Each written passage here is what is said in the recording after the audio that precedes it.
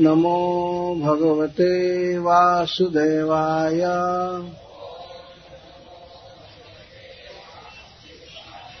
ॐ नमो भगवते वासुदेवाय।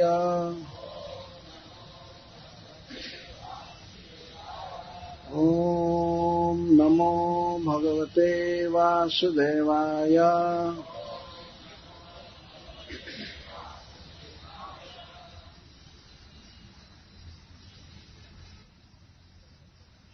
श्लोक 27।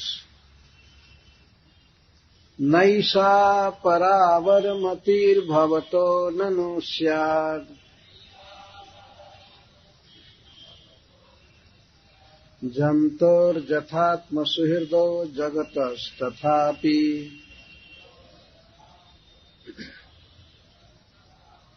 संसेवया सुरतरोरिव ते प्रसादः।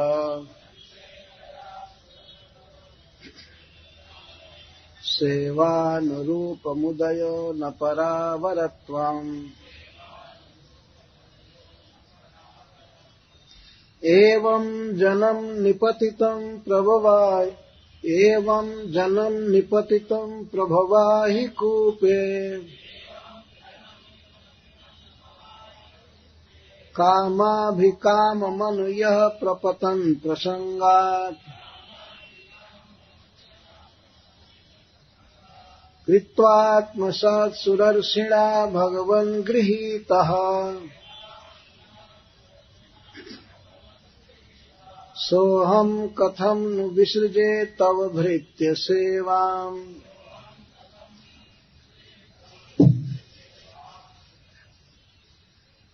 मत्प्राणरक्षणमनन्त पितुर्वधश्च।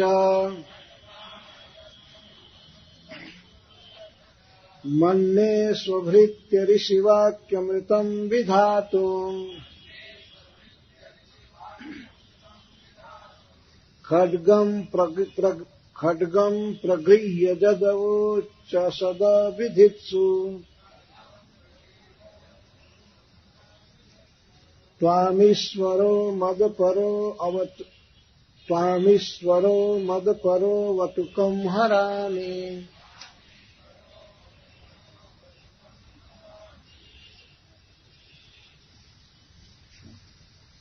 इसके बाद 8 श्लोक को बीच में छोड़ दूंगा और 3रे श्लोक से फिर चलो। इत्थं ऋतिर्यग ऋषिदेव झसावतारहि। लोकान् विभावयसि हंसि जगत्प्रतीपान्। धर्मं महापुरुषपाशि जुगानवृत्तम्। छन्नः कलौ जदभवस्त्रिजुगोऽथ सत्त्वम्। नैतन्मनस्तव कथासु विकुण्ठनाथ। सम्प्रीयते दुरितदुष्टमसाधु तीव्रम्। कामातुरम् हर्षशोकभयैषणार्तम्। तस्मिन् कथं तव गतिं विमृशामि दीनः।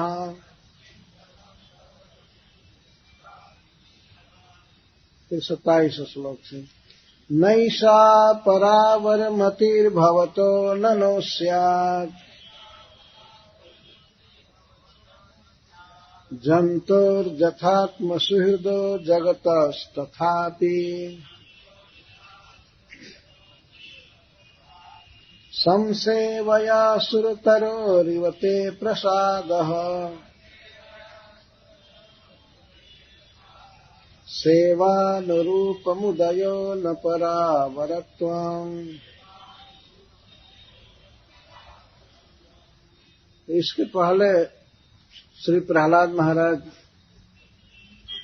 भगवान नृसिंहदेव से कहे क्वाहं रजः प्रभवैष तमोधिकेऽस्मिन् जातः सुरेतर कुले क्वतवानुकंपा न ब्रह्मणो न तु भवस्य न वैरमाया जन्मेर्पितः शिरसि पद्मकरः प्रसादः। श्री प्रहलाद महाराज भगवान से बोले, हे प्रभु, मैं कहाँ अधम वंश में जन्म लिया हूं। मैं रजोगुणी परिवार में जन्म लिया हूं और जिसमें तमोगुण अधिक है, ऐसे वंश में, और कहाँ है आपकी कृपा।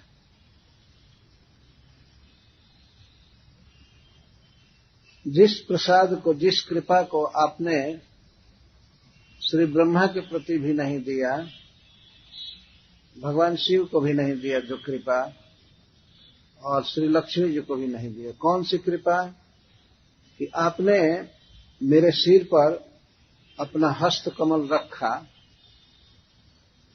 यह अनुपम प्रसाद आपने ब्रह्मा जी को भी नहीं दिया, शिव जी को भी नहीं दिया, लक्ष्मी जी को भी नहीं दिया, मुझको दिया। तो इस पर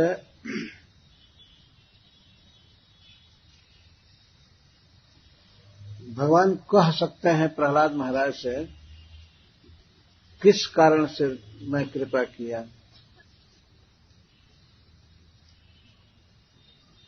क्या मुझमें ये दृष्टि है कि कोई नीच है, कोई उच्च है, पर है, अवर है। पर का अर्थ है श्रेष्ठ और अवर का अर्थ है निकृष्ट, छोटा, नीच। क्या मुझमें ये सब बुद्धि है? प्रहलाद महाराज कहते हैं नहीं। नैसा परावरमति, ऐसा परावरमति आप में नहीं है। किसी नीच पर भी इतनी कृपा बरसा देना और परम उत्तम ब्रह्मा आदि को भी कृपा न देना, ये आपके लिए कोई विचित्र बात नहीं है। आप में ये दृष्टि नहीं है कि ब्रह्मा आदि उत्तम है और यह असुर नीच है। प्रहलाद जी अपने को कहते हैं, आप में ये बुद्धि नहीं है।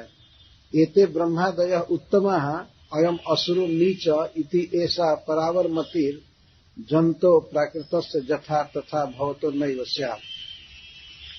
जैसे प्राकृत जीव में, मनुष्य में या देवता में ये बुद्धि होती है कि यह उत्तम व्यक्ति है, यह नीच व्यक्ति है, इसको कहते हैं परावर मति, पर और अवर सोचने की मति। समस्त प्राकृत जीवों में ये बात है, देखते हैं, लेकिन भगवान में यह बुद्धि नहीं है, यह विचार नहीं है। ऐसा परावर मति भवतो न जथा जंतो।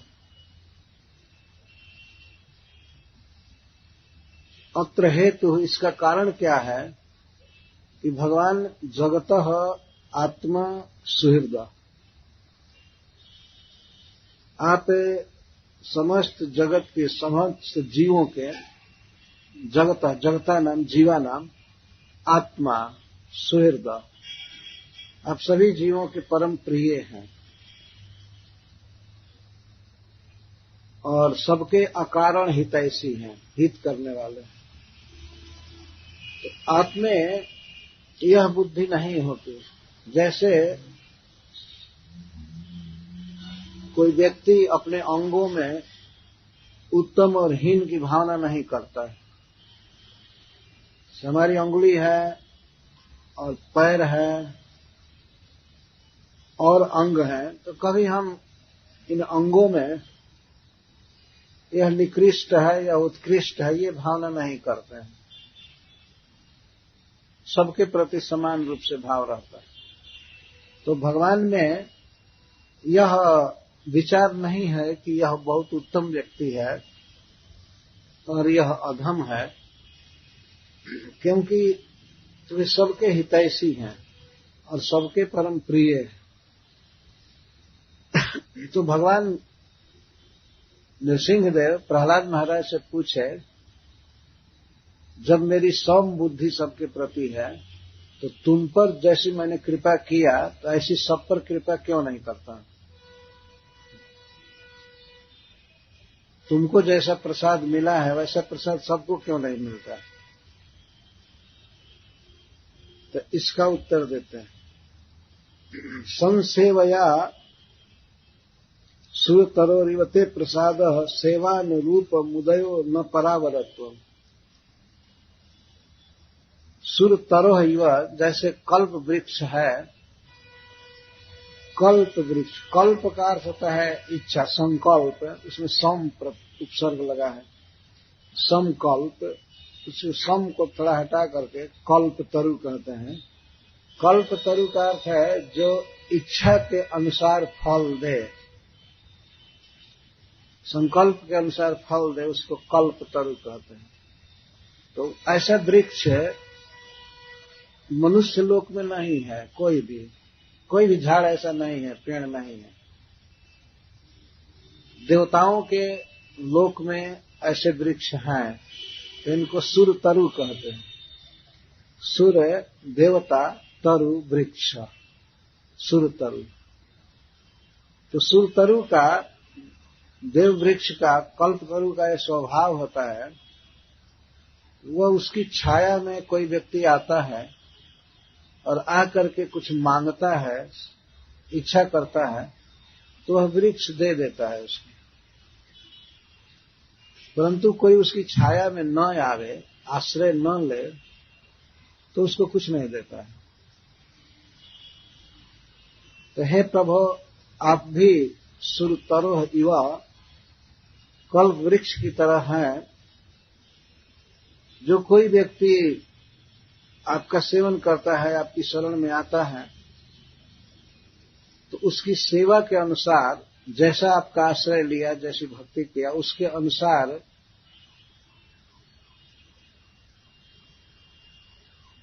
धर्म आदि का उदय होता है, उसके अनुसार उसे कुछ वस्तुएं मिलती हैं। कल्प वृक्ष की छाया में आकर भी व्यक्ति जैसी इच्छा करेगा वो कल्प वृक्ष वैसा ही फल देगा। जैसा वो संकल्प करेगा, मांगेगा, वह उसके अनुसार देगा। और आश्रय लेने पर, छाया में आने पर वो फल देता है। इसी तरह भगवान किसी जीव की इच्छा पूरी करते हैं जब वह भगवान की शरण में आता है। तो यह जैसे कल्प वृक्ष किसी को फल देता है, किसी को नहीं देता है, शरण में आने वाले को फल देता है, बहुत सी वस्तुएं देता है, और शरण में नहीं आने वालों को नहीं देता है। तो यह कल्प वृक्ष की विषमता नहीं हुई। ऐसा नहीं कहा जाएगा कि कल्प वृक्ष विषम है। तो कोई भी व्यक्ति, चाहे उच्च हो, नीच हो, धनी हो, गरीब हो, कोई भी हो, अगर कल्प वृक्ष के नीचे कुछ मांगता है, संकल्प करता है, तो कल्प वृक्ष उसकी इच्छाओं को पूरा करता है।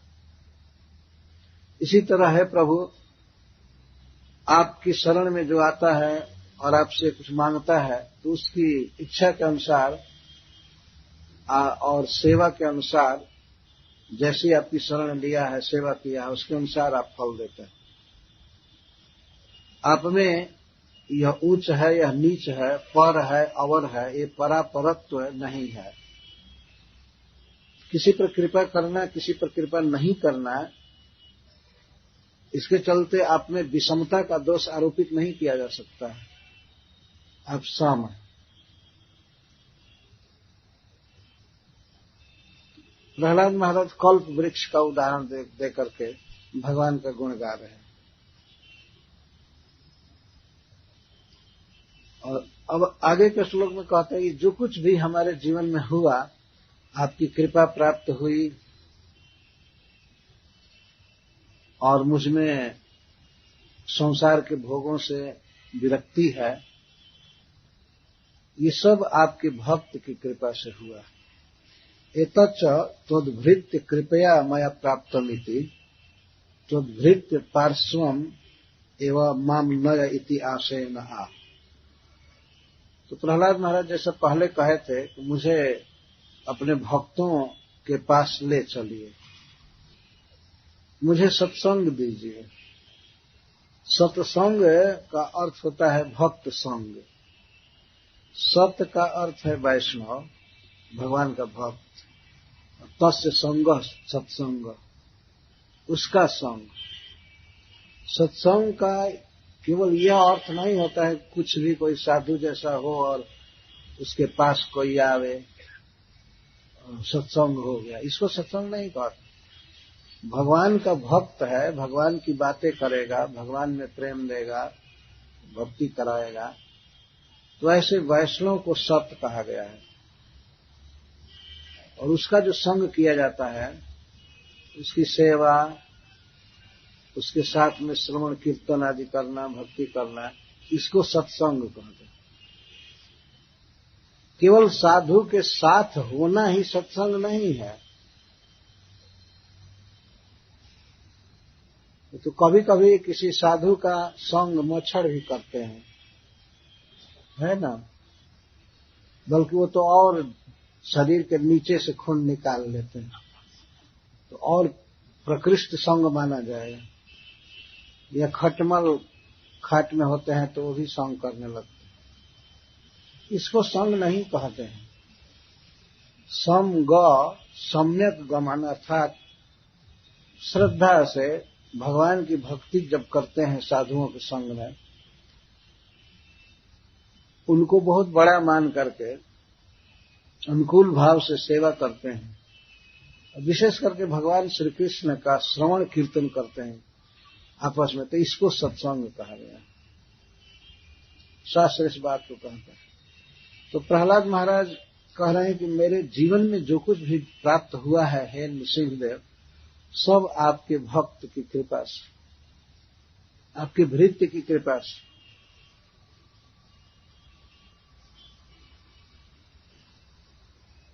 कौन भृत्य? श्री नारद। श्री नारद मुनि की कृपा से हमें सब कुछ मिला है। तो समस्त मंगल का, कल्याण का मूल है आपके भक्त की सेवा, आपके भक्त का संग। अतः मैं आपके भक्त की सेवा कैसे छोड़ सकता? सोहम कथम विसृजे तव भृत्य सेवा। भगवान की कृपा भी भक्त कृपा की अपेक्षा रखती है। जिस पर किसी वैष्णव की कृपा हो जाती है तो भगवान की कृपा अपने आप उसको फॉलो करती है। जस्य प्रसादात् भगवत प्रसादो, जस्या प्रसादात् न कति कुतोपि। गुरु के, वैष्णव के प्रसन्न होने पर भगवान की प्रसन्नता मिलती है, और यदि भगवान प्रसन्न नहीं है तो न गति कुतोपि, कहीं सद्गति नहीं होगी। इसी सिद्धांत को प्रहलाद महाराज कह रहे हैं कि मैं कैसे भक्त की सेवा छोड़ूंगा, अर्थात मुझे भक्त की सेवा का संग का हमें अवसर हमेशा दीजिए, यही आपके चरणों में प्रार्थना है। मैं जन्म मरण के कुएं में प्रभव अहि कूपे, प्रभव का अर्थ है संसार, संसार रूपी कूप, जिसमें अहि कूप, अहि माने सांप होता है, सांप जिस कुएं में है ऐसे कुएं में मैं गिरने वाला था। एवं जन्म निपतितम प्रभवा हि कूपे कामा भी काम मनुयः प्रपतन प्रसंगात् कृत्वात्मसात् सुदर्शिना भगवन गृहीतः सोहम कथम न विसृजे तव भृत्य सेवाम।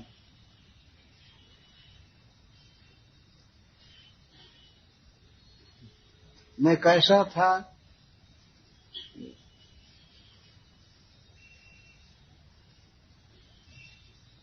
प्रभवा ही कूपे, प्रभव, भव का अर्थ है संसार, जन्म मरण दुख सुख ये सब, और प्रभवन प्रकृष्ट भाव, इस विषम दुख से भरे हुए, इस भरा हुआ संसार ही एक अजगर की तरह है, सर्प की तरह है, और ऐसे सर्प से युक्त कूप, कुएं में गिरे हुए लोग कामाभिकामम अनु, कामनाओं की कामना करते हैं, भोगों की कामना करते हैं।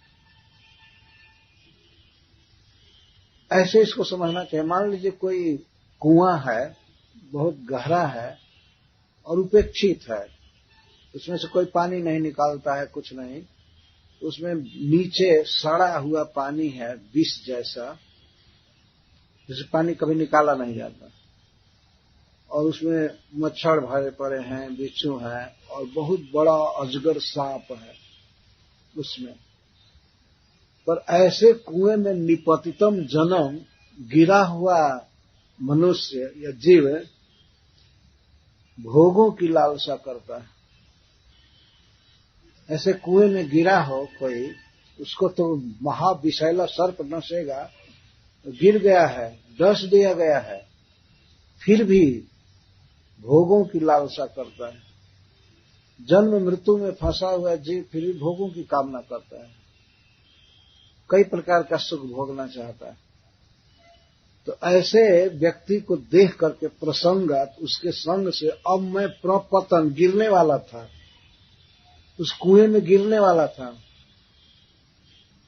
तब तक तो दया करके देवर्षि नारद ने हमारा हाथ पकड़ लिया और गिरने नहीं दिया। तो इस प्रकार से भक्त की कृपा से मैं बचा हूं, और इसके बाद आपकी कृपा हुई। भक्त ने कृपा किया, देवर्षि नारद ने कृपा किया, तो आपका प्रसाद मिला। आप हमारे मस्तक पर अपना हस्त कमल रखें। इस सब विचार करके मैं यही जीवन में सार ग्रहण किया हूं कि भक्तों की सेवा ही सबसे बड़ा पुरुषार्थ है, सबसे बड़ा साधन है। तो मैं किसी भी दशा में आपके भक्त की सेवा नहीं छोड़ सकता। यही बात कह रहा है। जन्म मरण रूप संसार ही अही है, और ऐसे अही से सर्प से युक्त कुएं में गिरा हुआ मनुष्य। प्रत्येक जीव कुआं में गिरा हुआ है। शायद आप लोग ऐसे कुएं को नहीं देखे हैं जिसमें भीतर सांप कई रहते हैं। हम लोगों को ऐसा देखने को मिला है, कई कुआं देखे, सांप नीचे रहते हैं। एक भागवत में दृष्टांत दिया गया है कि एक बार एक व्यक्ति को हाथी खदेड़ा, उसको पकड़ करके चीरने के लिए। तो हाथी के डर से वो व्यक्ति कुआं में कूदा, कुआं में गिरना चाहा हाथी के भय से। लेकिन बरगद का वृक्ष था, उसकी बरोहें, जड़ें नीचे लटक रही थी और कुछ शाखा भी। तो कुआं में गया, लेकिन उसको पकड़ करके झूल गया, लटक गया। अगर नीचे गिरता है तो अजगर सांप है जो उसको निगल जाएगा, और ऊपर जाता है तो हाथी पकड़ करके चीर देगा। तो जिस शाखा को पकड़ा है उसको दो चूहे काट रहे हैं, एक काला है और एक गोरा चूहा। इसका रूपक श्रीमद् भागवत में बैठाया गया है कि ये जो काल है वो हाथी है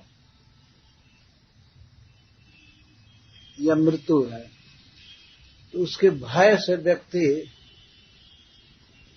किसी वृक्ष की शाखा को पकड़ कर लटका है। शाखा का अर्थ है अभी कर्म फल बाकी है, कुछ बरस कुछ महीना जीना लिखा हुआ है, यही है बल्ली या शाखा, उसको पकड़ लिया। पर उसको भी चूहा काट रहे हैं। 12 घंटा काला चूहा काटता है और 12 घंटा फिर गोरा चूहा काट रहे। रात खत्म हुई तो 12 घंटा बीता और दिन 12 घंटा बीता, और जीवन क्या है? कई दिन को जोड़ करके वर्ष बनता है। जैसे सप्ताह, महीना, पक्ष, ये सब बनते जाते हैं। पक्ष, महीना, फिर 6 महीना, फिर साल भर, और कुछ साल को मिला करके जीवन की अवधि है। और प्रतिदिन उसमें से खर्च होता जा रहा है ना? प्रतिदिन खर्च होता है। मनुष्य सवेरे सवेरे कैलेंडर बदलता है। ये इतना बोका है कि ये नहीं सोचता है कि मेरा गया जीवन साल। अपने साथ ये घटना घट रही है। प्रतिदिन जीवन की अवधि जा रही है। तो कटते कटते क्या होगा? वो शाखा कट जाएगी, इसके बाद गिरेगा तो काल, सर्प, अजगर ग्रास लेगा। और गिरना है ही, कितना दिन लटका रहेगा? मरने से पहले हॉस्पिटलाइज्ड होना पड़ता है। तो उस शाखा से कुछ गिरा, अभी लटका है। इसमें कामन अभी काम है, फिर भी भोगता रहता है। वो शाखा पकड़ करके लटका है, तो देखा कि ऊपर मधु कोष लगाई है मधुमक्खियां। तो उसमें से कभी कभी 1-8 घंटा पर एक बूंद चू जाता है टप से, तो उसको चाटता है। तो ओहो, कितना सुख है, कितना आनंद है। 1-2 घंटे के बाद एक थोड़ा सा बिंदु गिरता है मधु का, तो उसी को चाट करके, पीने का तो सवाल ही नहीं, पी नहीं सकता, केवल चाटता है। तो उससे वो सुखी अपने को मानता है। दिन रात परिश्रम करने के बाद थोड़ा सा घर में सुख मिल गया, स्त्री से बातचीत हो गई, संग मिला, तो आदमी समझता है बस दुख है ही कहाँ, केवल सुख ही। लेकिन जीवन का समय इस तरह जा रहा है।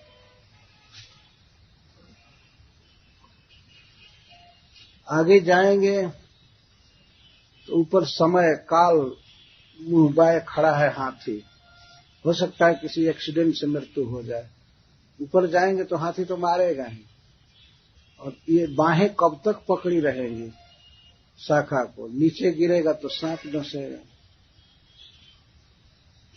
अगर नहीं भी डसता है, ऊपर नहीं भी जाता है, तो बीच में संतुष्ट होता है कि ये मधु मिल रहा है। वो भी थोड़ा, बहुत परिश्रम करके व्यक्ति को भोग बहुत कम मिलता है। तो इस तरह से सारा जन समुदाय गिरा हुआ है कुएं में, और मैं देखा देखी उनके संग से गिरने वाला था इस कुएं में, लेकिन देवर्षि नारद ने हमको बचा लिया। अतः मैं सोहम कथम विसृजे तव भृत्य सेवा, तो फिर मैं कैसे आपके सेवक की सेवा छोड़ सकता हूं? तो भगवान ने कहा कि प्रहलाद, इसको क्यों अनुग्रह मानते हो? मैं तुम्हारे प्राणों की रक्षा किया और तुम्हारे पिता का वध किया, ये अनुग्रह है ना? तुम्हारे नहीं, यह अनुग्रह नहीं। आपने हमको संसार कूप से बचा लिया, ये अनुग्रह है। प्राण की रक्षा ये अनुग्रह नहीं है। मत प्राण रक्षणम अनंत पितुर्वधश्च, हे अनंत, हे अविनाशी प्रभो, आपने मेरे प्राणों की रक्षा किया, प्राण बचाया और मेरे पिता का वध किया। यह अनुग्रह मुझ पर अनुग्रह करने के लिए नहीं, यह अनुग्रह नहीं है। आपने मेरी रक्षा किया और मेरे पिता का वध किया, तो अपने भृत्य सनकादिक के वचन को पूरा करने के लिए, या नारद जी के वचन को पूरा करने के लिए, या ब्रह्मा जी के वचन को पूरा करने के लिए, हम पर कृपा करने के लिए नहीं। ये मैं कृपा नहीं मानता हूं। अरे प्राण बच जाए, तो प्राण तो करोड़ों लोगों का बचा हुआ है, ये कोई कृपा थोड़े है ना? ये कोई भगवान की बहुत कृपा नहीं है कि प्राण बचा हुआ है, या हमारा प्रतिद्वंदी मार दिया गया, शत्रु मार दिया गया, यह भी कोई कृपा नहीं। जब हाथ में खड्ग लेकर, तलवार लेकर के, और मेरा पिता बहुत सी असत बातें बोल रहा था, गाली दे रहा था आपको, और ये कहा कि मैं तुम्हारा कम सिरह हरामी, तुम्हारा सिर अब काट रहा हूं, और मेरे अतिरिक्त कोई ईश्वर है जिसका तुम भजन करते हो तो आज तुमको बचा ले। हिरण्यकशिपु प्रहलाद महाराज का वध करने के लिए अनेक उपाय किया। पहले जैसे हाथी से कुचलवाना, पहाड़ से गिराना, विषैली गुफाओं में बंद कर देना, घर में बंद कर देना, बर्फ में फेंक देना, दवानल में फेंक देना, सांपों से डसवाना, अनेक अस्त्र शस्त्रों से मरवाया, लेकिन प्रहलाद पर किसी भी अस्त्र का कोई असर नहीं होता था। अंत में उसने यही निर्णय किया कि अब अपने हाथ से मारूंगा। पहले ये सोचता था कि दुनिया में बदनामी होगी, ये अपने ही बेटा को बाप होकर के मार दिया, इसलिए अपने हाथ से नहीं मारना चाहता था। लेकिन जब देखा कि ये मर ही नहीं रहा है किसी भी उपाय से, तो स्वयं ही तलवार लिया, उस तलवार को तीखा किया और हाथ में तलवार लेकर के खड्गम प्रगृह्य और बोला,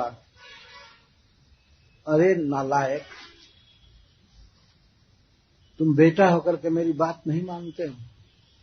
मैं तुम्हारे हित के लिए तुमको भेजा स्कूल में, असुर विश्वविद्यालय में पढ़ने के लिए भेजा कि राजनीति पढ़ लोगे तो मेरे बाद तुम राजा बनोगे, लेकिन हाय हाय तुम्हारा भाग्य कितना खराब है। राजा का बेटा हो करके भी तुम पॉलिटिक्स नहीं पढ़ रहे, या समाज शास्त्र नहीं पढ़ रहे, सोशल साइंस नहीं पढ़ रहे,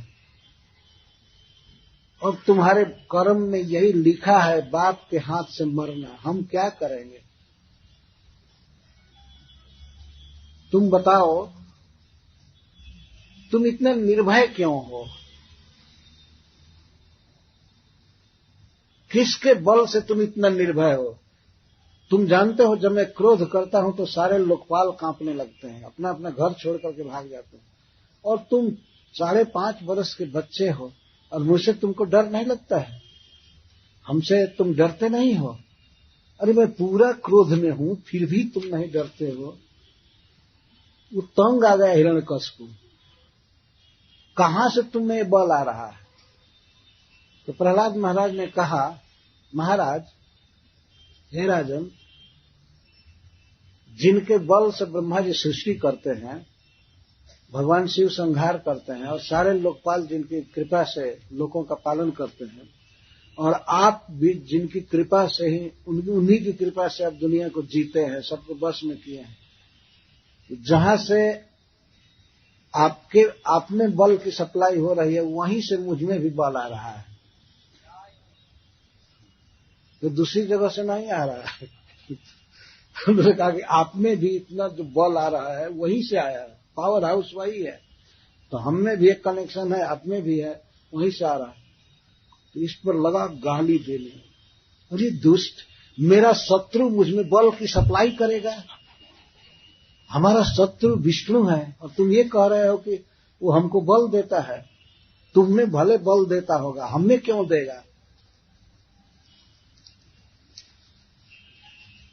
तुम्हारा इतना दुर्भाग्य है। सब लोग मुझे ईश्वर कहते हैं, मुझे इस जगत का मालिक कहते हैं, केवल तुमको छोड़ करके, और तुम कहते हो कि मेरे अलावा कोई ईश्वर है, हिरण्यकशिपु के अलावा कोई ईश्वर है। तो बस हद हो गया, सीमा हो गई। जब उसने कहा कि हमारा शत्रु हमको कैसे बल देगा, तो इस पर प्रहलाद महाराज ने कहा, कड़े स्वर में कहा, इस असुर विचार को छोड़ो, ये राक्षसी आसुरी विचार है। वास्तव में बल भगवान से आता है, विष्णु से आता है, और भगवान विष्णु सबके सुहृद हैं, वो किसी के शत्रु नहीं है। तुम भगवान को अपना शत्रु समझते हो, छी छी, इस तरह से तुम्हें नहीं बोलना चाहिए। शत्रु है, लेकिन शत्रु कौन है? शत्रु है अपनी इंद्रियां, जिनको बस में नहीं किया गया है, अपना न जीता हुआ, न बस में किया हुआ मन शत्रु है, भगवान किसी के शत्रु नहीं है, तुम ऐसी बात मत बोलो। इस पर हिरण्यकशिपु तलवार उठा लिया और कहा कि बस बस, मरने का समय तुम्हारा आ गया। जब कोई मुमूर्षु होता है ना, मरने का समय आता है तो ऐसे ही उटपटांग बातें बका करता है, जैसे तुम बक रहे हो। तुमको कोई शर्म है कि बाप के आगे इतना प्रवचन झाड़ रहे हो? अब तुमको जीने का अधिकार मैं समझ गया नहीं रहा, अब हमारे हाथ से तुमको मरना ही पड़ेगा। और अभी मैं चांस देता हूं, जिस ईश्वर के बल से तुम इतना निर्भय हो, वो मेरे अलावा कोई दूसरा ईश्वर है? और अगर है तो आज मैं तुम्हारी गर्दन काटने जा रहा हूं, आ करके अवतु तुम्हारी रक्षा करे। चैलेंज किया और 1 2 3 बोल करके वो गर्दन काटना चाहा। प्रहलाद महाराज से पहले कहा, तुम जिसको ईश्वर मानते हो विष्णु कहां है, कहां रहता है? तो प्रहलाद महाराज ने कहा, वो सर्वत्र व्याप्त है, सब जगह है। वो हम में है, आप में है, और जिस खंभे में बांधा था तो उस पर कहा, इधर क्यों देख रहे हो खंभा में, इसमें भी है क्या? और प्रहलाद महाराज तो हाथ जोड़ रहे थे खंभा में भगवान को देखकर। तो उसको विश्वास हो गया कि हो न हो जरूर खंभा में विष्णु है, तभी ये इतनी भक्ति भावना से प्रणाम कर रहा है। क्या वो सब जगह है? तो प्रहलाद महाराज ने कहा, हाँ दृश्यते, हमको तो दिखाई दे रहा है। हिरण्यकशिपु कहता है, नो दृश्यते, हमको दिखाई नहीं दे रहा है। तुमको दिखाई दे या न दे, वो है। तो उसको विश्वास हो गया कि इस संगमरमर के खंभे में, मार्बल के खंभे में जरूर है, ये दिख रहा है। तो अपने मुष्टिका से मारा खंभे पर, जिसे कि विष्णु अगर होगा तो उसी में पिस जाएगा, मर जाएगा। इतना जोर से मारा खंभा में तो बहुत भयंकर आवाज होने लगी। खंभा भी फटा नहीं, आवाज होने लगी, जैसे लगा कि कोई विशेष साउंड सिस्टम का बटन दबा दिया, ऑन कर दिया। भयंकर आवाज होने लगी।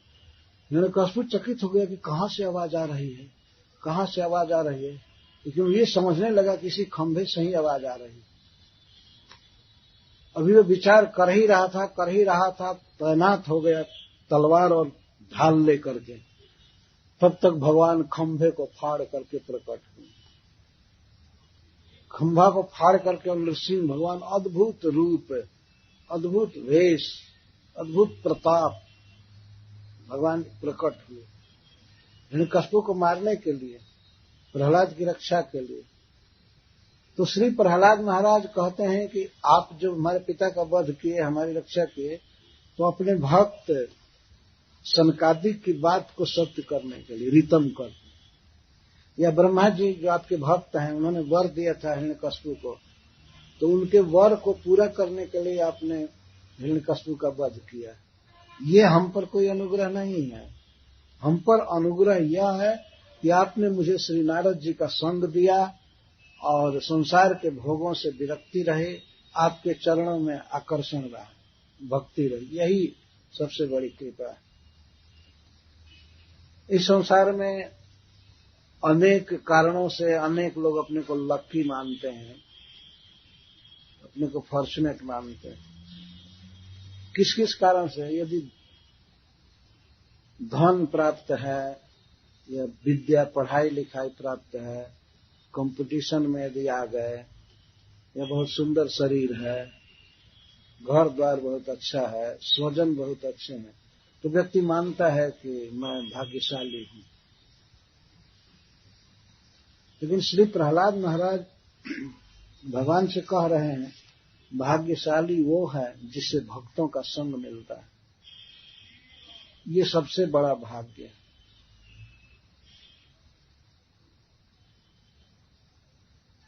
रामायण में तुलसीदास जी लिखते हैं कि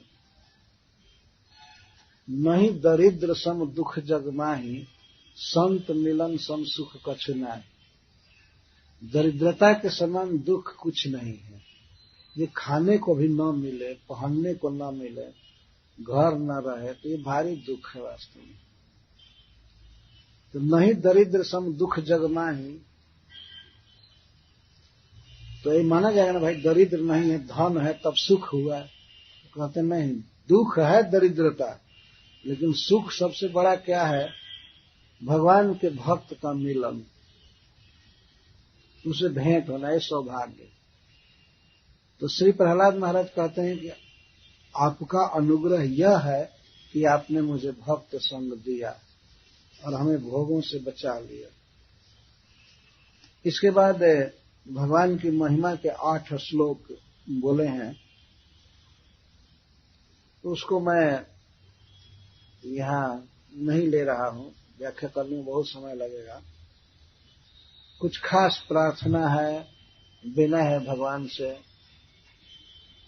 प्रहलाद महाराज उसको व्यक्त कर रहे हैं। एक श्लोक में भगवान श्री चैतन्य महाप्रभु का संकेत कर रहे हैं, और 30वां श्लोक है,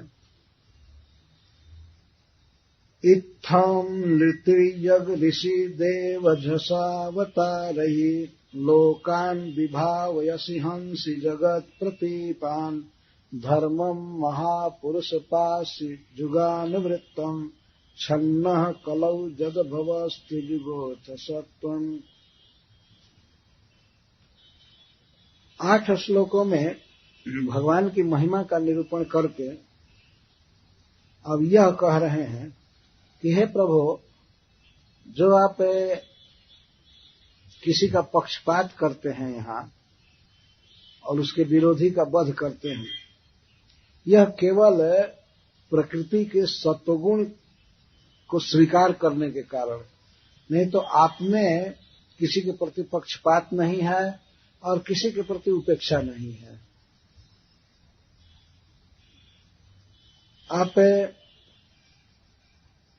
मनुष्यों में अवतार लेते हैं, पशुओं में अवतार लेते हैं, पक्षियों में अवतार लेते हैं, और ऋषियों में, देवों में और जलचरों में। ली, तिर्यक, ऋषि, देव, झक, झक या झस कहते हैं जलचर को। तो भगवान ने मनुष्यों में अवतार लिया है, कई बार अवतार लेते रहते हैं। प्रहलाद महाराज कह रहे हैं नृषु, मनुष्यों में, जैसे श्री कृष्ण, श्री राम, श्री चैतन्य महाप्रभु, ये मनुष्यों में अवतार है। मानव जाति में भगवान आकर अपने को प्रकट किए। और ऋषिसु, त्रियग, पशुओं में अवतार लिए, पक्षियों में, पशुओं में 12 देव के रूप में भगवान ने जन्म लिया, अवतार लिया। तिर्यक कहते हैं जो ऐसे तिरछा खड़ा होता है, तो तिर्यक कहते हैं। पशु ऐसे खड़े होते हैं जो पक्षी, इसलिए वो तिर्यक कहते हैं। और ऋषि, ऋषियों में अपने अवतार लिया, नर नारायण के रूप में ऋषियों के में अपने अवतार लिया। और श्री नारद जी भी आपके अवतार हैं इत्यादि।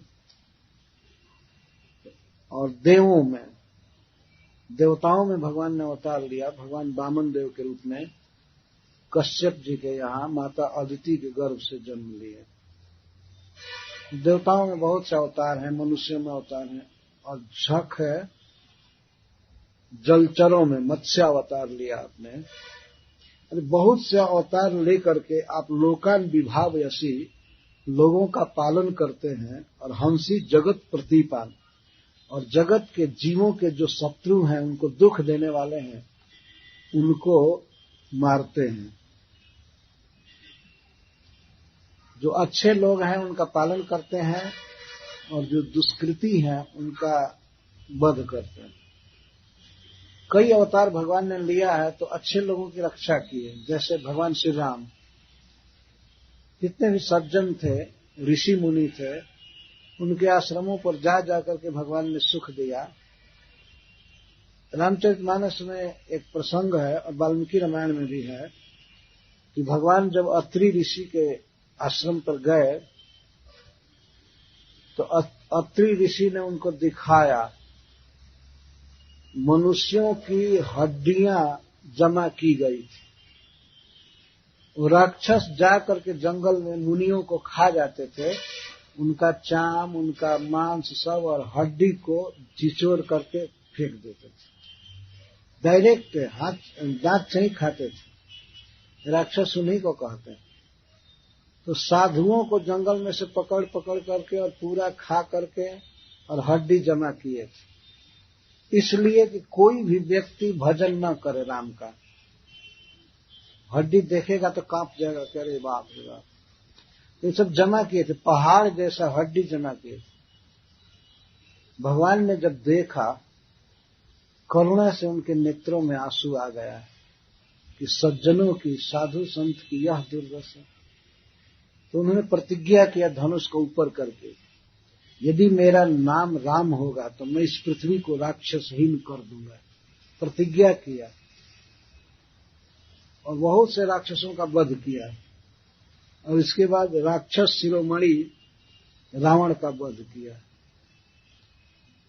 और भगवान ने राक्षसों का वध करके फिर सुंदर राज्य की स्थापना किया, जिस राज्य का वर्णन पढ़ करके आज भी लोग अभिलाषा करते हैं कि राम राज्य हो जाए।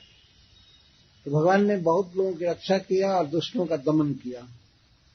भगवान श्री कृष्ण 6 दिन के जब थे प्रकट लीला में, उसी दिन से राक्षसों को मारना चालू किए। 6 दिन के मां जशोदा की गोद में तो पूतना का वध किए,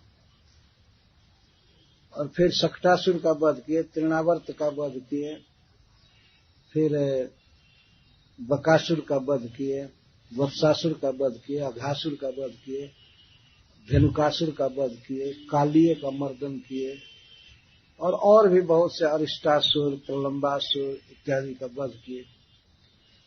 ये सारा वध का काम उन्होंने किया केवल 10 वर्ष के अंदर। जब 10 वर्ष के थे तो ब्रज में इतने असुरों का वध किए, हाथ में कोई हथियार नहीं लिए। तो भगवान है, किसी को तमाचा मार दिए, किसी के मुंह में हाथ डाल दिए जैसे केसी, किसी को पैर से मार दिए, किसी का पैर पर घुमा करके फेंक दिया, आकाश में ही मर गया। सांप के फण पर, जिसके 100 प्रधान फण थे और 1001 फण थे, उस पर नृत्य कर करके उसको बेदम कर दिए और वृंदावन से निकालकर बाहर किए जमुना से। ये सब भगवान की लीलाएं हैं। जब मथुरा में पहुंचे, 10,000 हाथियों का बल रखने वाले कुबलयापीड़ का वध किए, बहुत से सैनिकों का वध किए जो कंस के सेना में थे।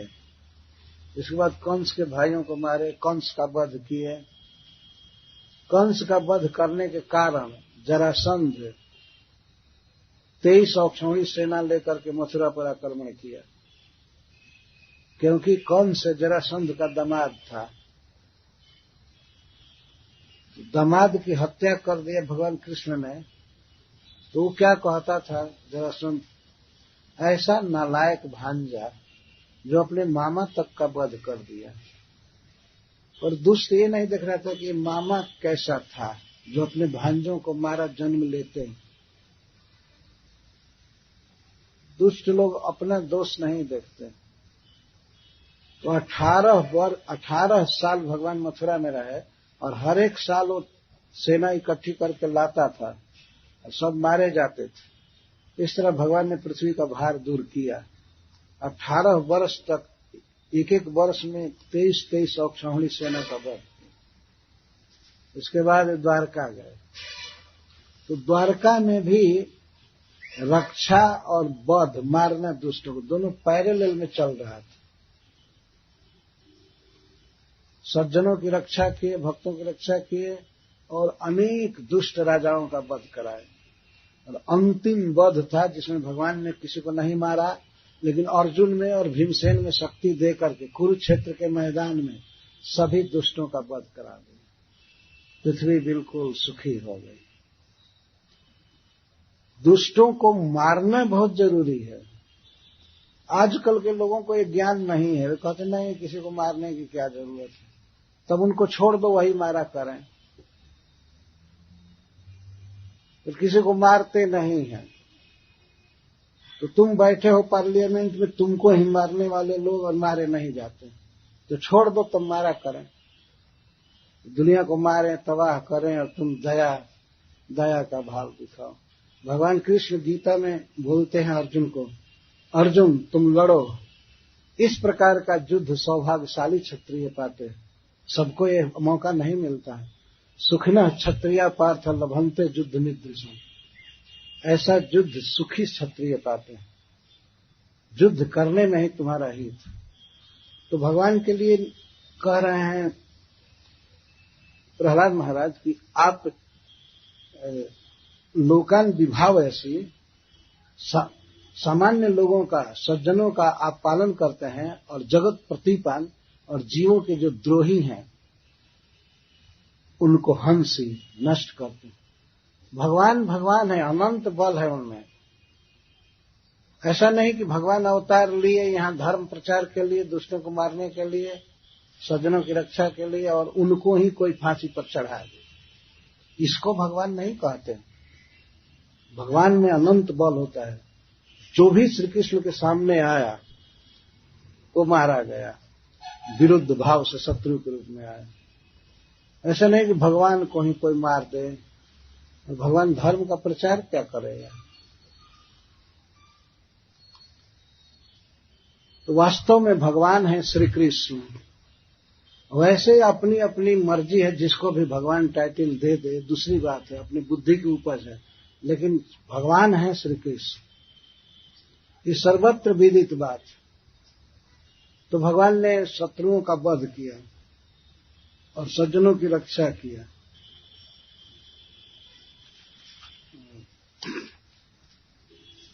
धर्मम महापुरुष पासु, और धर्म संस्थापनार्थाय संभवामि जुगे जुगे। भगवान ने धर्म की स्थापना किया, 4 वर्ण 4 आश्रम के नियमों को स्थापित किया, और भक्ति भी सिखाया। सभी सुखी थे। 2 ही राज्य तो हुआ वास्तव में, युधिष्ठिर महाराज का राज्य और भगवान श्री राम का राज्य। तो युधिष्ठिर का राज्य वास्तव में कृष्ण राज्य था। वे कृष्ण के अधीन रह करके भगवान की आज्ञा से ही, कृष्ण की आज्ञा से शासन करते थे। तो कई बार भगवान अवतार लेते हैं, और प्रायः सभी योनियों में, और युगानुवृत्त युग धर्म की रक्षा करते हैं। जिस युग में जो धर्म है भगवान को प्राप्त करने का, दुख मिटाने का, उस धर्म का आचरण करते हैं। छन्नः कलौ, लेकिन हे प्रभु आप 3 युगों में लीलावतार करते हैं, सत्ययुग, त्रेता और द्वापर में आप लीलावतार करते हैं प्रकट अपने स्वरूप में, लेकिन कलयुग में आप छन्न रहते हैं, छिपे रहते हैं। फिर भी पहचानने वाले लोग पहचान जाते हैं। छन्न रहते हैं। क्या क्या छन्न रहते हैं? छन्न का अर्थ है आवृत, आच्छन्न। भगवान का रंग है सांवला, लेकिन कलयुग में वे सांवला रंग छिपा लेते हैं, बिल्कुल स्वर्ण के समान पीत वर्ण का बन करके आते हैं। और क्या छिपाते हैं? हाथ में कोई अस्त्र शस्त्र नहीं लिए रहते हैं, यहां तक कि बांसुरी भी छिपा करके आई, छन्न। और शरीर का रंग भी छिपा लिए, और भाव भी। कभी ये नहीं कहे कि मैं भगवान हूं। अपने को कहते थे मैं कृष्ण का दास हूं, मैं विष्णु का दास हूं। भाव भी छिपा करके आए, और अस्त्र शस्त्र भी नहीं लिए, शरीर का रंग भी छिपा लिए। ये छन्न अवतार कौन है इस युग में? वे हैं भगवान श्री चैतन्य महाप्रभु, जिसकी सूचना प्रहलाद महाराज दे रहे हैं कि छन्न कलौ, आप कलयुग में छन्न रहते हैं। इसीलिए आपको त्रियुग कहा गया है। त्रियुग, जो 3 युगों में लीलावतार ग्रहण करते हैं, कलयुग में भी करते हैं, लेकिन कलयुग में छन्न रहते हैं। छन्न कलौ। विचार करके बड़े बड़े मनुष्यों ने लिखा है, और सदग्रंथों में, वैदिक ग्रंथों में तो है ही प्रमाण ये छन्न अवतार इस युग के कलयुग के भगवान चैतन्य महाप्रभु हैं। सबने माना है। उनको देख करके उस समय के जो भी बड़े बड़े विद्वान थे वे तुरंत समझ गए। जैसे श्रीपाद अद्वैताचार्य, वो भगवान को पहचान गए चैतन्य महाप्रभु के कि साक्षात ईश्वर कृष्ण, और दास भाव से उनकी शरण में रहते थे, जबकि ये स्वयं ही भगवान विष्णु के अवतार थे अद्वैताचार्य। भगवान शिव भी उनमें थे, शिव और भगवान विष्णु के मिलित अवतार थे अद्वैताचार्य।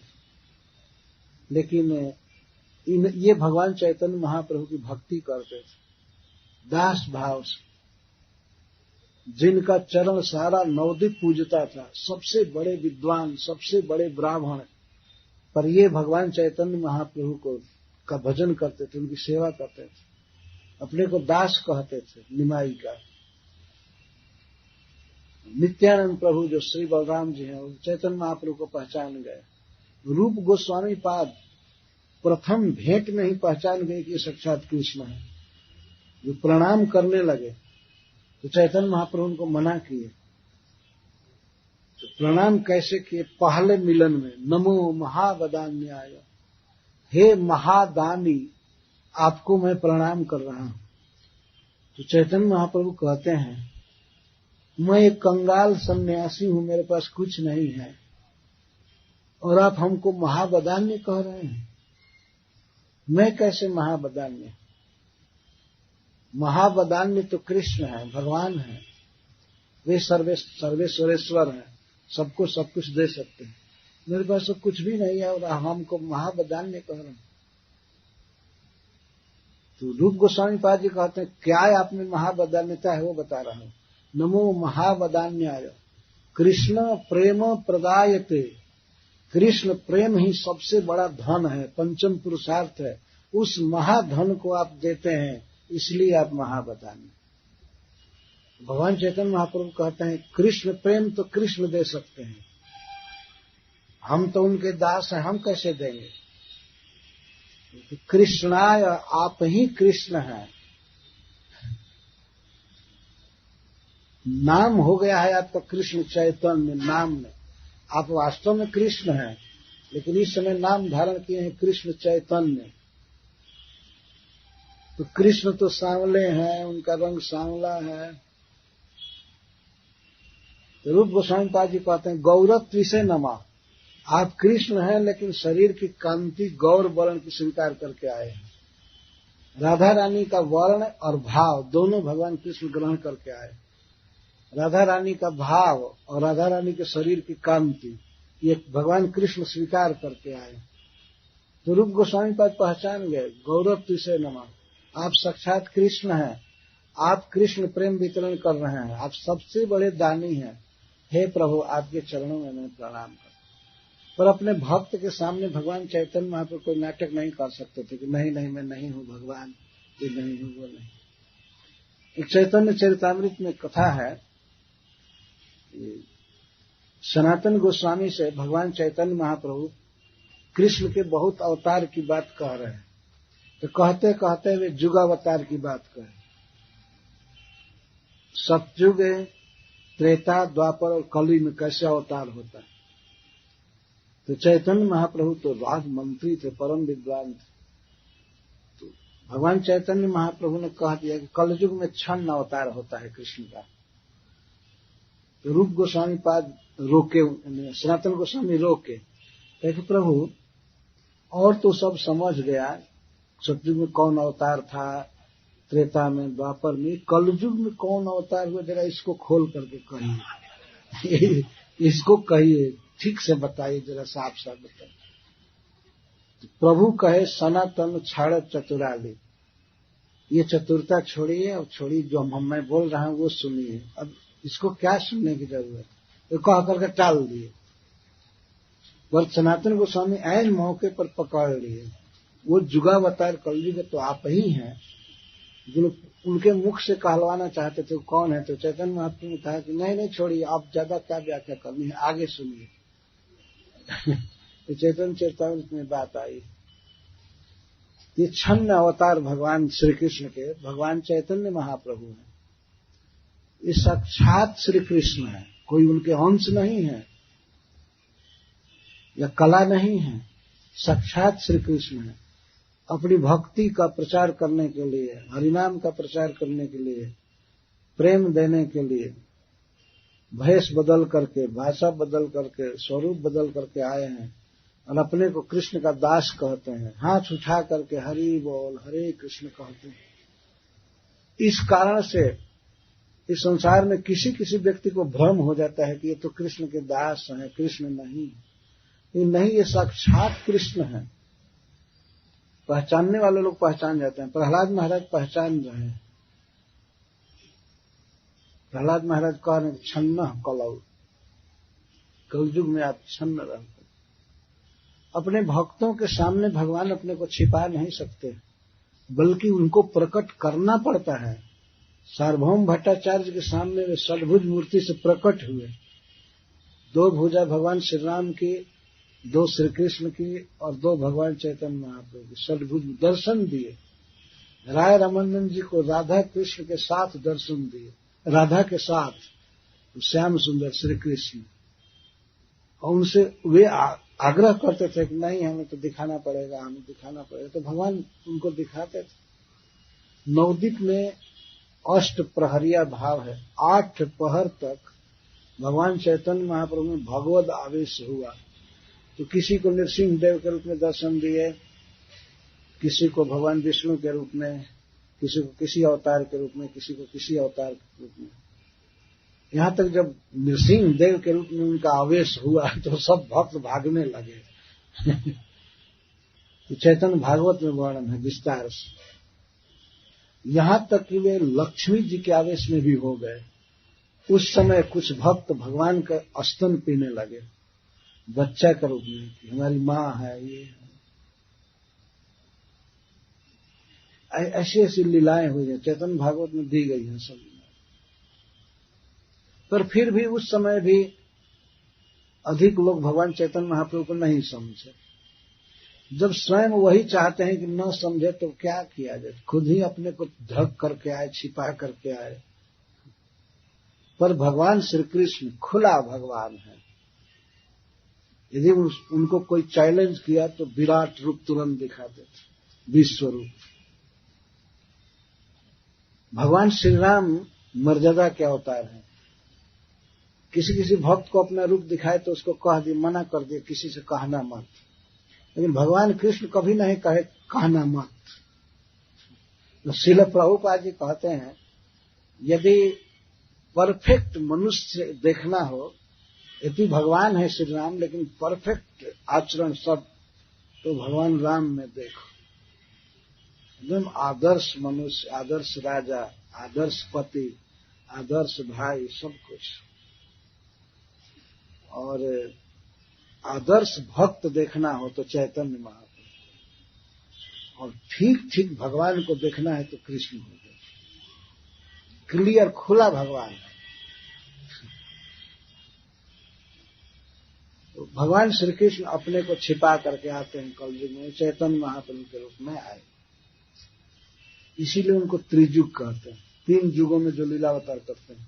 अथवा त्रिजुग का एक और भी अर्थ है कहीं कहीं, त्रियुग, 3 जिसमें जोड़ा है, 3 दूनी 6 ऐश्वर्य जिनमें है, उनको भी त्रियुग कहते हैं। युग का अर्थ है जोड़ा। 3 चीज जिनमें जोड़ा है, 3 दूनी 6 ऐश्वर्य, त्रियुग। यह बात कह करके प्रहलाद महाराज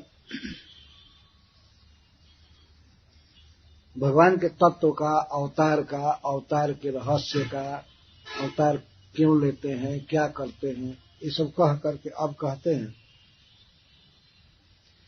लेकिन प्रभु आपके तत्व के बारे में मैं सुना हूं, लेकिन हमारी योग्यता नहीं है कि मैं इस पर ज्यादा विचार कर सकूं, मीमांसा कर सकूं, क्योंकि मेरा मन ठीक नहीं है, दूषित है मन। कोई भी व्यक्ति भगवान के रूप पर विचार करेगा, सुन करके या पढ़ करके, तो मन यदि साफ है, भगवान के तत्व को पकड़ने की शक्ति रखता है, तब पकड़ पाएगा ना। जैसे मान लीजिए किसी के पास टेलीविजन है, टीवी है, लेकिन वो बिगड़ा हुआ है या डिस्कनेक्टेड है, ब्रोकन है, किसी तरह से काम नहीं कर रहा है, तो रूप होते हुए भी यहां फैला हुआ है रूप जो ट्रांसमिटेड होता है किसी केंद्र से, तो रूप है, लेकिन टेलीविजन खराब है तो रूप दिखाई नहीं पड़ेगा। अगर टेलीविजन ठीक है तो टेलीविजन के स्क्रीन पर वो रूप दिखाई देगा साफ, वो है ना, सब जगह है, प्राकृत है, फिर भी वो रूप सब जगह है।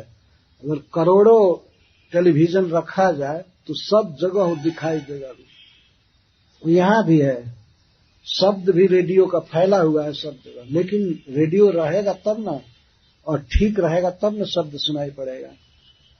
भगवान का रूप है, दिव्य रूप है, दिव्य माधुर्य है, उनके वचन हैं, बहुत सुंदर बोलते हैं, उनके हाथ हैं, पैर हैं, सब कुछ, लेकिन हृदय का टेलीविजन दूषित है, फट गया है, दिखाई नहीं पड़ता।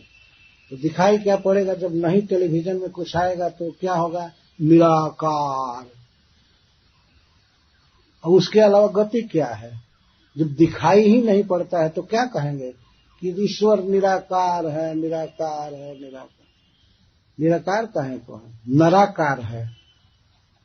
ईश्वर नराकार है। नराकार का तो नर का आकार है, मनुष्य का आकार है उनका, वे निराकार नहीं है। निराकार मनुष्य का केवल अज्ञान है और कुछ नहीं है। निराकार, निराकार कहां से पता लगाए कि निराकार है? देखे ही नहीं, सुने ही नहीं, तो पता कैसे लगा कि निराकार? और निराकार कोई सुनेगा तो फिर प्रेम क्या करेगा? कोई व्यक्ति यहां बैठा है और उसको पता लगे कि हमारी स्त्री आज से निराकार हो गई, तो प्रेम रहेगा? तो खोजेगा कि किसी तरह से साकार करो भाई, टेलीविजन में सूचना दो, ब्रॉडकास्ट करो, ये करो। निराकार से प्रेम हो ही नहीं सकता है। निराकारवादी लोग प्रेम करने की कला छीन चुके हैं, प्रेम नहीं कर सकते भगवान से। भगवान वास्तव में सबसे सुंदर शरीर वाले हैं, सबसे सुंदर व्यक्ति, सबसे धनी, सबसे गुणवान, रसिक, कृपालु, सब गुणों से भरे पड़े। पर भगवान के इस तत्व का साक्षात्कार मन में होगा, और मन यदि गंदा है, मन दूसरे विचारों में है, तो भगवान का रूप कैसे स्फुरित होगा हृदय में? मन में कैसे आएगा? इसी को प्रहलाद महाराज इस श्लोक में कह रहे हैं, नैतन मनस्तव विकुंठनाथ संप्रीयते दुरित दुष्टम साधु तीव्रम। हे वैकुंठनाथ, हे वैकुंठ के अधिपति, एतन मनः, ये हमारा मन,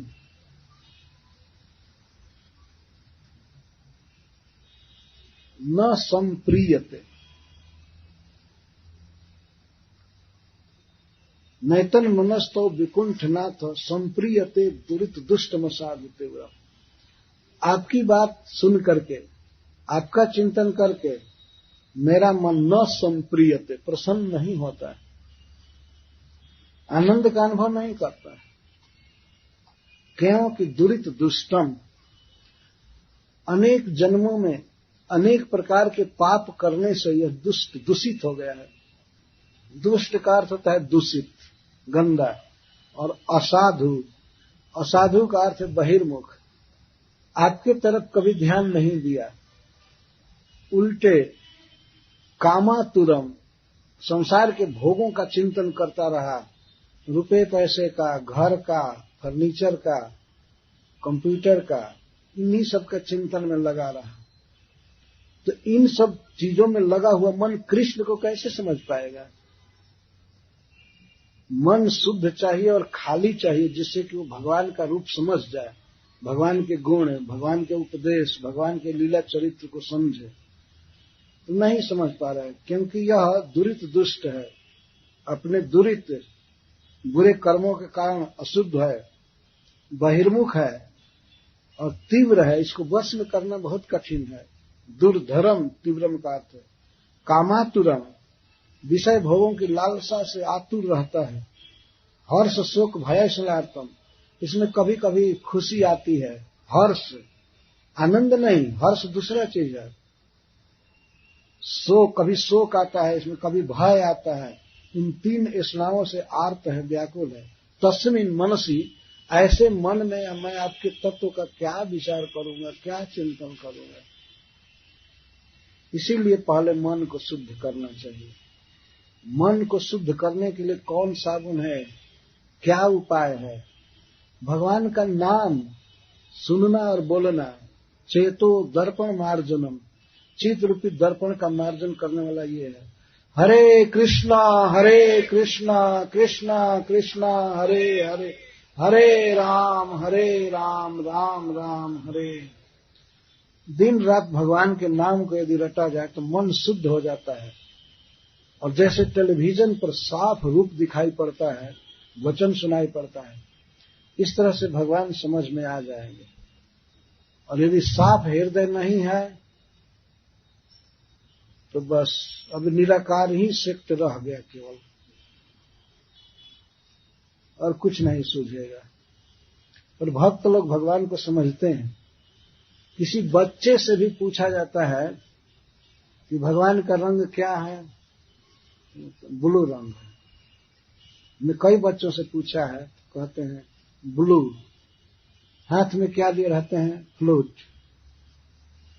उनके साथ कौन एनिमल रहता है, कुत्ता रहता है कि गाय, काऊ, ऐसे बोलते हैं। भक्तों के बच्चे हैं वे, उनमें संदेह नहीं है, वे समझ गए हैं कि भगवान कौन है। और पढ़े लिखे गधों से पूछा जाए कि भगवान क्या है, अरे वो है ही नहीं, अगर है भी तो निराकार। इस तरह का तर्क पेश करते न, हम भी विश्वास करते हैं वो है, लेकिन एक शक्ति है जिसको देखा नहीं जा सकता।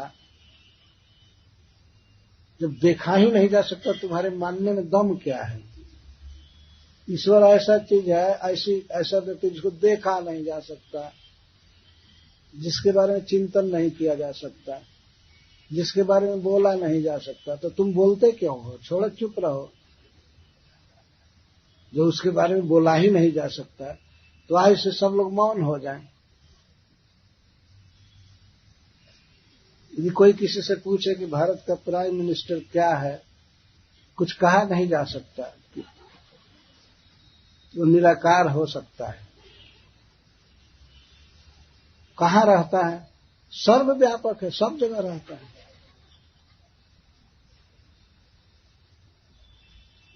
तो सीधा कह देने में क्या हर्ज है कि मुझे ज्ञान नहीं है, भाई हमको पता नहीं मालूम हो तो अटकलबाजी करने से ठीक नहीं होता।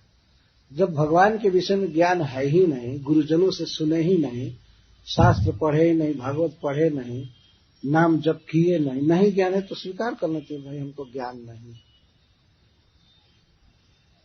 तो प्रहलाद महाराज कहते हैं कि मेरा मन अशुद्ध है, ऐसे अशुद्ध मन में और भोगों के लिए आतुर है, ऐसे मन में मैं आपके तत्व का क्या चिंतन कर सकता हूं, क्या विचार कर सकता हूं? कृष्ण को समझने के लिए पूर्ण शुद्ध मन चाहिए, जिसमें कोई कचरा, भोगों की अभिलाषा न हो, जिसमें क्रोध न हो, काम न हो, भय न हो, और भगवान का वो जप करता हो व्यक्ति, भगवान को प्रणाम करता हो, भक्तों का संग करता हो, तो निश्चित ही कृष्ण को पूरा पूरा समझ जाएगा। कृष्ण को समझा जा सकता है। भगवत गीता के एक श्लोक में भगवान बोलते हैं,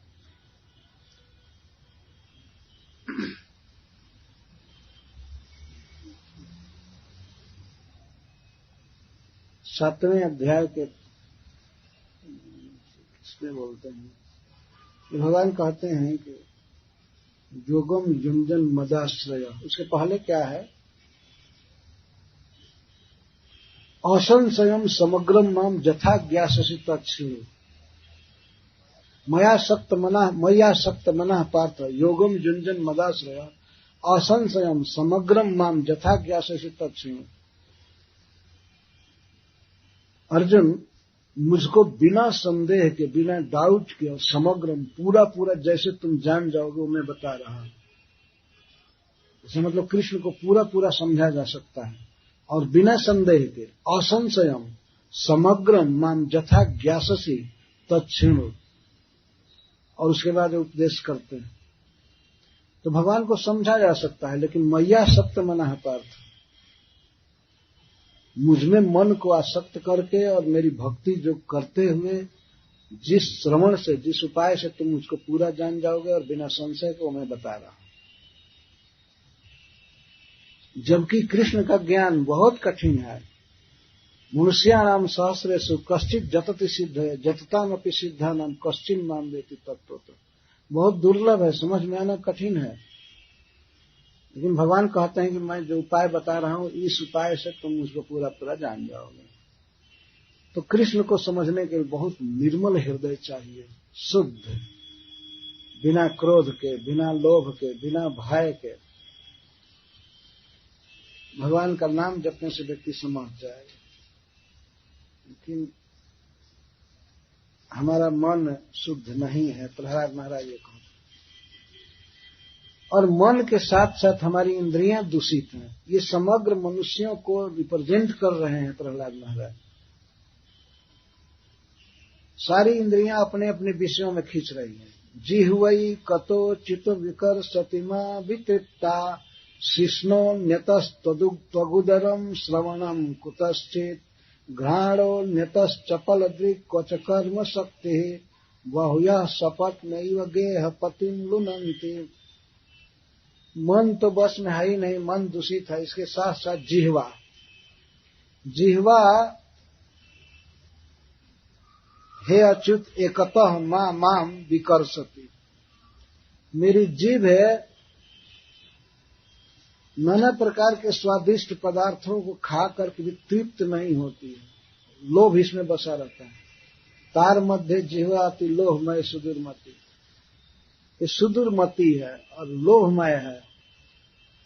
कोई अच्छे अच्छे पदार्थ खाने के बाद भी तृप्ति नहीं होती है, और ये खा लें, ये खा लें, ये खा लें, ये खा लें, ये अवितृप्ता, तृप्त नहीं होती। तो अपने विषय के प्रति खींचती है, ये चीज स्वादिष्ट है, इसकी तरफ खींचती है। विकर्षति, जीभ है, खींचती है, सारे शरीर को खींच कर ले जाती है। किसी रेस्टोरेंट में कहीं पर खींच करके ले जाती है। ये जीभ खींच करके ले जा रही है। हमें प्रहलाद महाराज कहते हैं जिह्वा एकतः रसम प्रति विकर्षति, रस के प्रति खींचती है। शिष्णः और जननेन्द्रिय अपने विषय की तरफ खींच करके ले जाता है। और त्वक स्पर्श इंद्रिय स्पर्श करने के लिए ये अपने विषय पर खींच करके ले जाता है। उदरम और पेट भूख से संतप्त हो करके उदर तत्काल में जो भी चीज मिले उसको खाने के लिए दौड़ता है। जब भूख लगी रहती है तो उस समय स्वाद अस्वाद का विचार नहीं करता है। पेट चाहता है किसी तरह से भरो इसको, तो तत्काल में जो मिले उसी। तो भूख से व्याकुल होकर के पेट कहीं और तरफ खींचता है। श्रवणम कुतश्चित, कान कहीं और खींचता है। अच्छा अच्छा गाना सुनने के लिए, भाषण सुनने के लिए ये कान खींचता रहता है। गाना, बातचीत और अपने प्रिय के बात, अपनी प्रिया के बात को सुनने के लिए कान खींचता है। इधर चलो, इधर चलो, ये सुनो, ये सुनो। तो कितने तो घंटों घंटों फोन पर बस बात करते रहते हैं। फोन की जरूरत इतना बिजनेस में नहीं है जितना हृदय के भावों को व्यक्त करने के लिए है। कोई उसका फल नहीं है, केवल पैसा बर्बाद होता है। लेकिन कान सुनना चाहता है, कान सुनना चाहता है। बिजनेसमैन उतना फोन का इस्तेमाल नहीं करते हैं जितना कि प्रेमी लोग करते हैं, है ना। आधा घंटा एक घंटा तो उनके लिए हम लोग को समूहित करना मतलब एक मंगल आचरण है, पुरस्चरण है। आधा घंटा एक घंटा, कुछ लोग तो 2-2 4-4 घंटा बात करते रहते। ऐसा कान जो इस प्रकार की बातों को सुनना चाहता है, वो भागवत सुन करके क्या प्रसन्न होगा? तो सुनेगा ही नहीं। तो सोचेगा कि वक्ता कब थकेगा, कब बंद करेगा।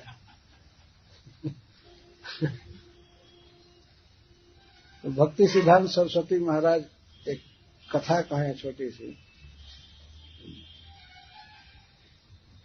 एक साधु कथा कह रहे थे, रामायण की कथा कह रहे थे। बहुत देर तक बैठे रहे। एक व्यक्ति, और सब चले गए, ये कथा कह रहे थे, तो एक व्यक्ति बैठा रहा।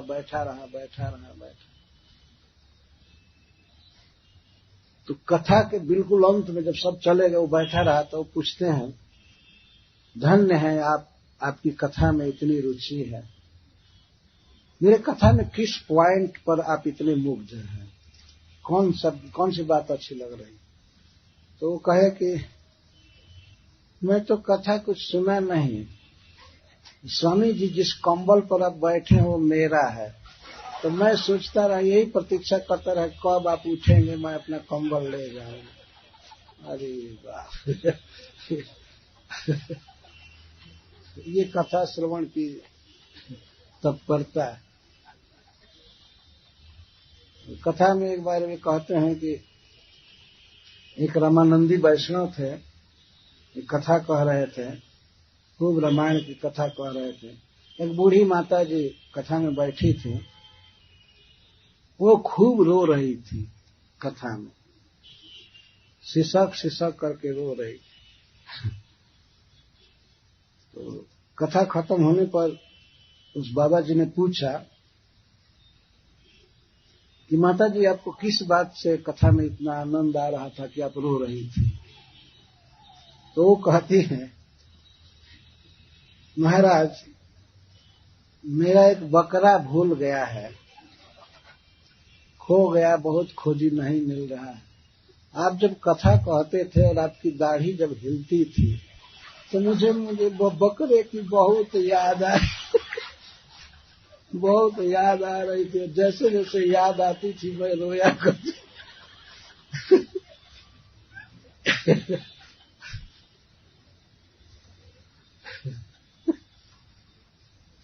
आपकी हिलती हुई दाढ़ी से वो बकरे के स्मरण का उद्दीपन हो रहा था। तो मैं बकरे की याद करके रो रही थी। वास्तव में मन यदि समाहित नहीं है, भगवान के भक्तों का संग नहीं हो रहा है अच्छा से, तो कथा सुन करके भी व्यक्ति ग्रहण नहीं कर पाएगा। प्रहलाद महाराज कहते हैं कि मेरी जीभ अपनी तरफ खींचती है रस के तरफ, शीर्ष अपने तरफ, पेट अपने तरफ, और त्वग इंद्रिय अपने तरफ, कान अपने तरफ, घ्राण अपने तरफ, सुंदर गंध के लिए, चपल दृक और चंचल नेत्र किसी रूप के लिए अपने तरफ खींचता है। और कर्म शक्ति और कर्मेंद्रियां 5 ये भी अपने तरफ खींचती है। पैर कहीं धो करके ले जाना चाहता है शरीर को, तो कहाँ ले जाना चाहता है? ये नहीं कि कहीं कथा में या मंदिर में जाए, ये अपने जगह पर खींच करके ले जाता है। हाथ वहीं पर काम करता है, वाणी बोलती है, और इस तरह से 5 कर्मेंद्रियां हैं। ये सब मुझको इस तरह से खींच रही हैं अपने अपने विषयों में, जैसे किसी पुरुष की बहुत सी स्त्रियां हों। मान लीजिए 10 स्त्रियां हैं, और वो कहीं बाजार से या बाहर ऑफिस से आता है, तो 10 स्त्रियां जो सौत हैं परस्पर, तो उसको अपने घर में खींचती हैं, अपने घर में खींचती हैं। यहाँ चलो, कुछ लाए हो तो हमको दो, तुम उसके घर में मत जाओ, हमारे घर में चलो। तो 10 हाथ पैर कुर्ता सब पकड़ ली हैं, तो उसको लुनंती त्रोटयंती, उसको तोड़ देती हैं, नोचती हैं चारों तरफ से, हमारे यहाँ चलो, हमारे यहाँ चलो। जैसे गेहपति की, परिवार के स्वामी की ये दशा, ऐसे देहपति की भी यही दशा। देह में बैठा हुआ आत्मा अब आंख की मांग को पूरा करेगी, कान की मांग को पूरा करे, जिह्वा के मांग को, शिश्न के मांग को, किसको किसको पूरा करे। आंख कहती है रूप देखो, और जीवा कहती है चलो खाओ होटल में, घर पर पकाते हुए सूखा रूखा रहता है, चलो रेस्टोरेंट में, और दिन नहीं तो कम से कम संडे को चलो। ये जीवा खींचती है ना। और भी कान खींचता है कि इधर सुनना है, इधर सुनना है। जैसे 10 सौते हैं और 10 अपने अपने घर में किसी गेहपति को, घर के मालिक को खींचे, वो दशा हमारी है। जीवात्मा को ये सब नोच देती है, खींचती है। एक बार हमने ड्रामा में देखा था, जो जोकर था वो पति बना हुआ था, और जो नाचने वाले थे, लौंडे थे स्त्री के वेश में, स्त्री के रूप में वो नाच रहे थे, तो वही सौत का पाठ कर रहे थे। तो आया कहीं से बाजार से टैक्सी लेकर के, कोई सामान लेकर के, तो जाना चाहता था एक स्त्री के घर पर। तो गांव में बांस की सीढ़ी होती है, देखे हैं ना सीढ़ी, उस पर वो चढ़ रहा था कि कोठे पर जो रहती है उसकी पत्नी उसके पास जाएगा।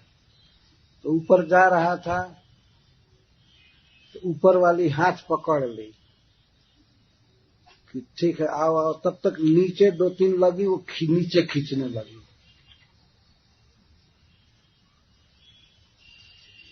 हाय हाय हाय हाय, छोड़ो छोड़, लेकिन 2 ऊपर खींच रही थी, बांह पकड़ करके नीचे खींच रही थी, कोई कुर्ता खींच रही थी, कोई कुछ बाह, कोई कुछ, वो लगा रोने। तो उस समय तो बचपन में हम देखे तो हम सोचे कि सचमुच के इसको सब खींच रही है, ये नहीं समझे कि नाटक हो रहा है। तो आया करने लगा वो व्यक्ति। इस बार तो पर्दा गिर गया।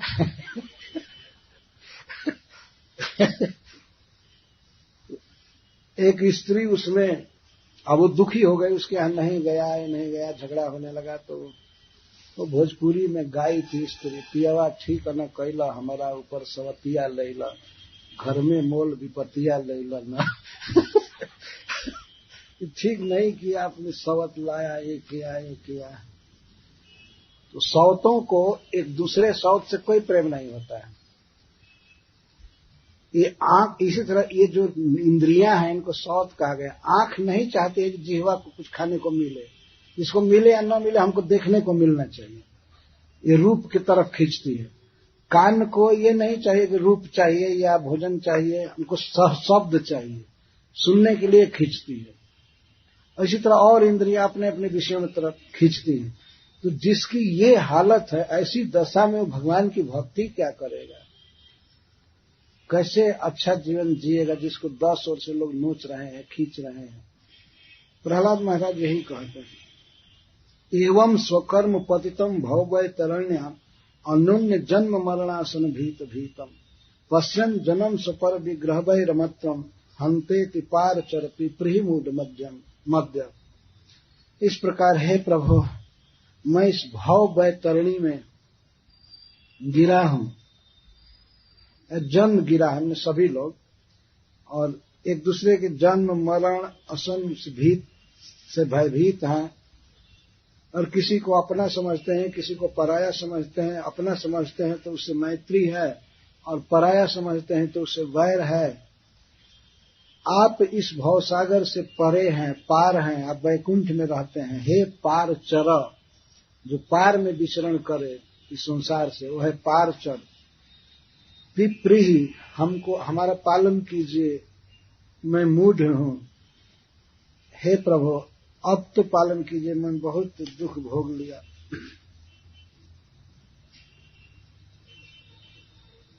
आप सबको पार कीजिए। तो मानो भगवान ये कहें कि एकेन मया कथम सर्वो जनस्तारणीय।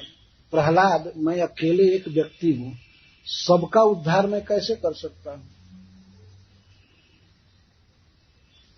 तब कहते हैं, को न्वत्र तेऽखिल गुरो भगवन् प्रयासः उत्तारणस्य भव संभव लोपहेतुः मूढ़ेषु वै महदनुग्रह आर्तबन्धो किं तेन ते प्रियजनाननुसेवताम् नः। हे अखिल गुरो, हे सबके जन्मदाता, सबके पोषक, सभी जीवों का पालन करने में, सभी जीवों को भवसागर से पार करने में आपको क्या परिश्रम है?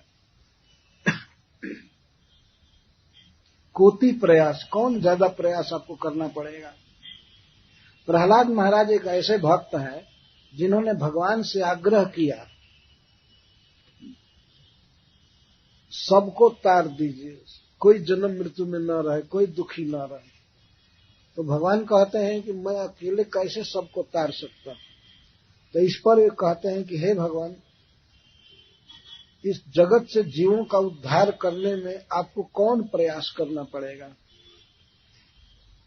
भव संभव लोप है, तो आप तो संसार की सृष्टि करते हैं, सारे जीवों का देह बनाते हैं, भोग बनाते हैं और सबका पालन करते हैं, जन्म देते हैं, पालन करते हैं, संहार करते हैं। इसमें इतना आप मेहनत करते हैं, क्या इससे ज्यादा मेहनत पड़ेगा आपको इनको अपने धाम में ले जाने में? इस प्राकृतिक जगत में इन जीवों को बहुत कष्ट होता है, रोग दुख जन्म मरण, सबको अपने धाम में ले चलिए। और प्रहलाद महाराज के हट से भगवान ने एक ब्रह्मांड के जीवों को तार दिया। ये कथा है। तो आपको क्या प्रयास है? इतने लोगों को जन्म देना, खिलाना, पिलाना, पढ़ाना, लिखाना, फिर मारना, कंट्रोल में रखना, इसमें तो ज्यादा परिश्रम है। और अपने धाम में ले चलिए, आपको भी कोई परिश्रम नहीं रहेगा, आनंद से सब रहेंगे, वहां कोई गड़बड़ करता नहीं है।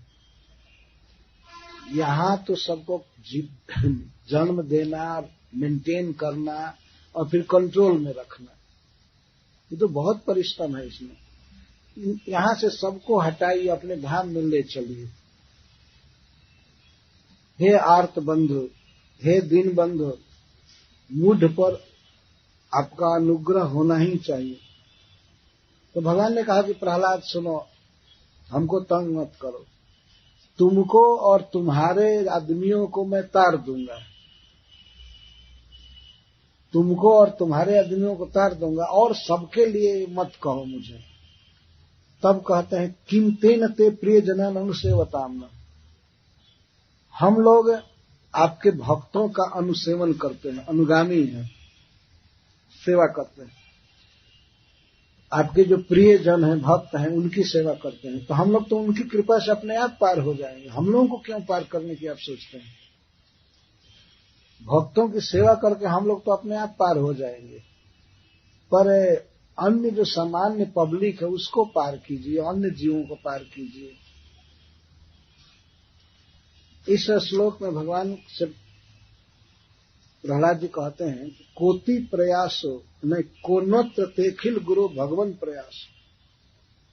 हे भगवान, अस्य उत्तारणे, इस विश्व के जीवों को तारने में आपको क्या अधिक परिश्रम करना पड़ेगा?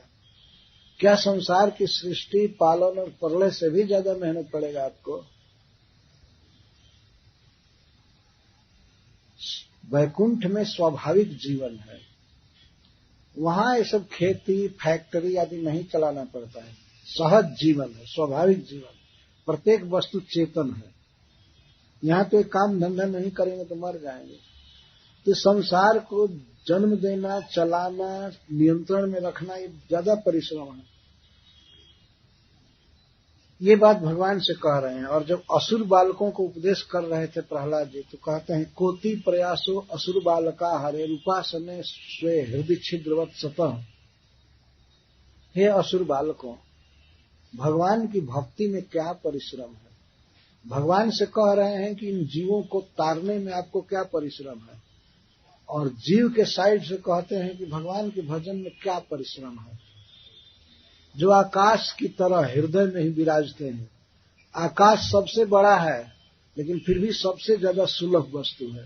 इधर हाथ कीजिए तो आकाश है, शरीर के चारों तरफ आकाश है, सबसे बड़ा है लेकिन सबसे सुलभ है। ऐसे ही भगवान सबसे बड़े हैं, महान हैं, लेकिन जीव के साथ हैं, उनको बुलाना नहीं पड़ता है, और वे प्रिय हैं। कोई जीव से अपेक्षा नहीं करते हैं कि हमको धन दे, हमको मान दे, तब इस पर कृपा करेंगे। वे परिपूर्ण है। तो असुर बालकों से प्रहलाद महाराज कहते हैं कि भगवान के भजन में क्या प्रयास है? कुछ भी प्रयास नहीं है। बहुत आराम से भक्ति होती है, और भगवान को कहते हैं कि जीवों को तारने में आपको क्या परिश्रम। इस तरह से जीव के साथ भगवान का सख्य करा रहे, जीव भगवान को समझे और भगवान जीव की दशा को समझे, दोनों से प्रेम करें और इस तरह से सुखी हो जाए, जीव सुखी हो जाए। तो बात ऐसी बोलनी चाहिए कि जीवों को भगवान से प्रेम हो, कृष्ण से प्रेम हो, और कृष्ण से ऐसी बात कहनी चाहिए कि उनको दया आ जाए जीवों की दशा देखकर। तो दोनों को दोनों से मेल करा रहे हैं। ये प्रहलाद महाराज के प्रीचिंग का स्टाइल है। अभी वो भगवान से बात कर रहे हैं, इसके पहले असुर बालकों से बात कर चुके हैं कि क्या भगवान के भक्ति में प्रयास है। दुनिया का काम धंधा करके आदमी मर रहा है, भक्ति में क्या प्रयास है। श्रील प्रभुपाद जी कहते थे कि भक्ति में क्या प्रयास है। बोलना कौन नहीं जानता है, बोलना जानते हैं ना, बल्कि शांत कराना पड़ता है, जरा चुप रहिए चुप रहिए। इतना आदमी बोलता है कि ऐसा कभी उपदेश नहीं दिया जाता है कि बहुत देर तक शांत रहे, अब कुछ हल्ला कीजिए, ऐसा कभी नहीं होता है। लेकिन बोलने वाले को शांत कराया जाता है, अभी चुप रहिए चुप रहिए चुप रहिए, ओम शांति ही शांति ही शांति। तो बोलना सभी जानते हैं, बोली जहां नहीं बोलने के लिए कहा जाता है वहां भी बोलते रहते हैं। तो हरे कृष्ण महामंत्र कौन नहीं बोल सकता है, सभी बोल सकते हैं। तो बोलना सब जानते हैं और खाना सब जानते हैं। भगवान का प्रसाद खाना है, महाप्रसाद खाना है, यही है भक्ति। भगवान का प्रसाद खाना और भगवान का नाम बोलना, और अगर शरीर में शक्ति है, पैर में शक्ति है तो नाचना। लेकिन उसकी अपेक्षा भगवान नहीं करते हैं कि बेचारा कमजोर है तो उसको नाचने के लिए नहीं कहना चाहिए। ठीक, नाम जप करे, और वो भी नहीं बोलने की इच्छा है तो सुने, सुनना भी भक्ति है।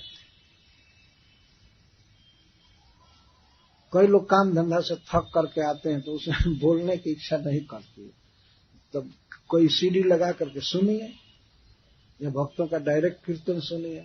प्रभुपाद जी का मशीन मिलता है, उसको सुनना चाहिए, सुने। भगवान को प्रणाम करने की शक्ति है तो प्रणाम करे, साष्टांग प्रणाम करे, और नहीं तो कम से कम मस्तक भी तो झुकावे। और पढ़ना सभी जानते ही हैं, आजकल निरक्षर कोई नहीं है। तो कुछ गीता पढ़े, श्रीमद् भागवतम पढ़े, जितना ही 10 मिनट 5 मिनट आधा घंटा पढ़े प्रतिदिन, तो इस तरह से जीवन परफेक्ट हो जाएगा, कोई परिश्रम नहीं। हमसे एक व्यक्ति पूछा कि कितना देर गीता पढ़ना चाहिए, तो हमने स्वाभाविक कह दिया कि जितना देर तक एक अखबार रसिक अखबार पढ़ता है उतना देर पढ़ना चाहिए, कम से कम। कोई अखबार पढ़ने वाला व्यक्ति पढ़ता है तो 20 मिनट आधा घंटा लगा ही देता है। कहीं ज्यादा बड़ा बड़ा पेपर आता है, कई आता है, तो कुछ लोग तो घंटों लगा देते हैं, जो कि बेकार टाइम बिताना है, उससे कोई बहुत बड़ा लाभ नहीं है। कोई भौतिक जानकारी होती है, लेकिन बाकी सब दुनिया भर का कचरा, यहाँ ये इसको मारा, यहाँ ये लूट हुआ, यहाँ ये हुआ, ये हुआ, यही सब दिमाग में सवेरे सवेरे ठूसते हैं, पढ़ पढ़ करके आंख के द्वारा भरते हैं। ऐसे लोग क्या भगवान को समझेंगे। तो उनके लिए सबसे आसान यही होगा कि भगवान निराकार है, इसलिए उसका श्रृंगार नहीं करना पड़ेगा, उसको प्रणाम भी नहीं करना पड़ेगा, भोजन भी नहीं खिलाना पड़ेगा, कोई काम नहीं करना पड़ेगा, उनके लिए आसान है वही। लेकिन भगवान के रूप को मानेंगे जो वास्तविक है, तो भगवान को फिर भोजन देना, श्रृंगार करना, उनके लिए गीत गाना, उनके लिए अल्टर बनाना, उनको प्रणाम करना, सब करना पड़ेगा। इसीलिए आनंद मार्ग, विश्राम का मार्ग है कि भगवान को निराकार मानो, कुछ करो मत, बस हो गया। और एक ध्यान का नाटक करो, उनका ध्यान कर रहे हैं। ध्यान क्या खाक करेगा आदमी, ध्यान जो देखा है, जो सुना है, उसी का ध्यान आदमी करता है। दिन भर जो देखे हैं, सुने हैं, बोले हैं, ध्यान करने पर उसी का ध्यान होता है। तो भगवान के बारे में जब पढ़ेंगे, सुनेंगे, तब ध्यान आएगा।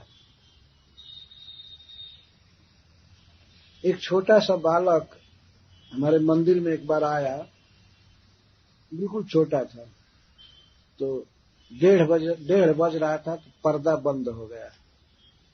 1 बजे भगवान शयन करते हैं, विश्राम करते हैं। तो जो मंदिर में आया, तो 2-3 भक्तों ने कहा भगवान को प्रणाम करो, भगवान को प्रणाम करो। तो अकस्मात मंदिर में आया था, तो वो पूछता है भगवान किधर हैं? छोटा सा बच्चा पूछा भगवान कहाँ हैं? तो एक भक्त ने कहा कि भगवान विश्राम कर रहे हैं, इधर पर्दे में है।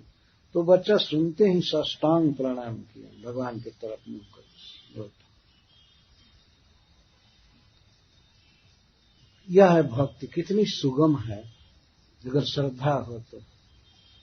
श्रद्धा नहीं है तो पहले तो फिलोसफिकल गवेषणा करेगा, खोज करेगा भगवान है कौन, कहाँ रहता है, क्या स्वभाव है, उसको प्रणाम कैसे किया जाता है।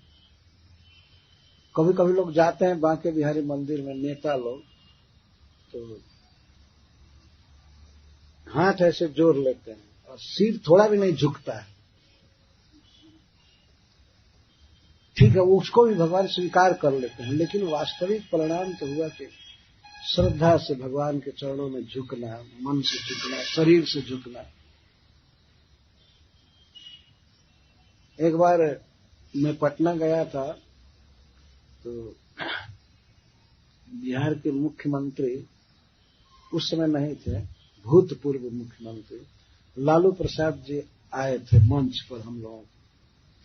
तो दीपक जलाना था, भगवान को दीपक दिखाना था, उनको बुलाया गया मंच पर। इस मंच पर वहां के अध्यक्ष कृष्ण कृपा प्रभु थे, और मैं था, और राबड़ी देवी उनकी पत्नी, उस समय मिनिस्टर थी, चीफ मिनिस्टर थी, और ये भी थे लालू प्रसाद जी।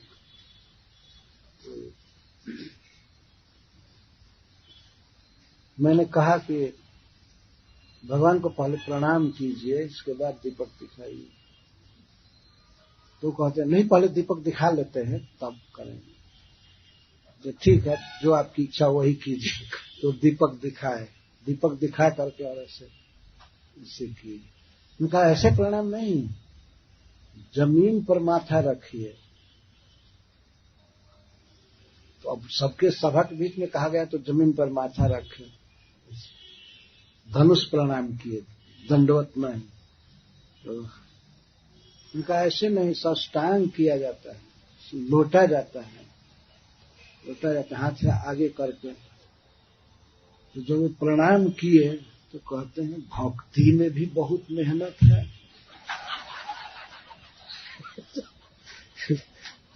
भक्ति में भी बहुत मेहनत है।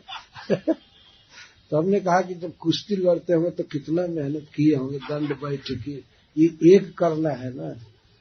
हाँ, लेकिन इसमें भी मेहनत है।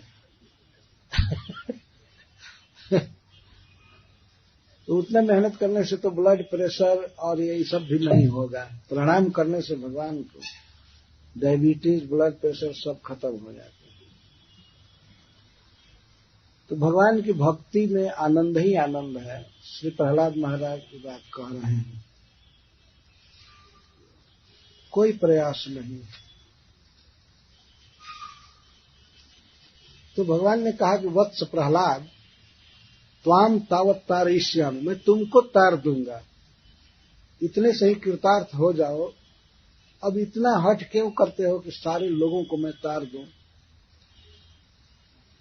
तो प्रहलाद महाराज कहते हैं कि हे प्रभु, मैं संसार से उद्विग्न नहीं हूं, क्योंकि मैं आपके लीला कथा महा अमृत में मग्न चित्त हूं। मेरा चित्त आपके लीला कथा में लगा हुआ है। मैं आपके भक्तों के यहाँ आपकी कथा सुनता हूं और गान करता हूं, तो इस महा अमृत में मेरा चित्त मग्न है। मैं तो उन लोगों के लिए शोक करता हूं जो आपके कथा से विमुख हैं, इस महा अमृत से विमुख। वास्तव में भगवान के नाम का जप करना, भगवान भागवत पढ़ना, भगवान की कथा सुनना, यही महा अमृत है। मैं उनके लिए शोक करता हूं जो इस अमृत से विमुख हैं और विष पी रहे हैं, संसार की चीजें देख रहे हैं। तो जो लोग भगवत कथा से, श्रीमद् भागवत, भगवत गीता या भगवान के नाम से विमुख हैं, उनके लिए मैं शोक करता हूं। मैं अपने लिए शोक नहीं करता हूं। मैं तो महाअमृत में हूं। इसको ऐसे कह रहे हैं, नैवो द्विजे पर दुरत्यय तरण्यास त्वद्वीर्ज गायन महामृतमग्न चित्तः सोचे ततो विमुख चेतस इंद्रियार्थ माया सुखाय भरमुद्वहतो विमुद्धान। मैं उन लोगों के लिए शोक करता हूं जो इस महाअमृत से विमुख हैं और इसके उल्टा ठीक इंद्रियों के भोगों के लिए, माया सुख के लिए, जो सुख नहीं है, भ्रम है, उसके लिए घर गृहस्थी का भार ढो रहे हैं। भरम उद्वहता,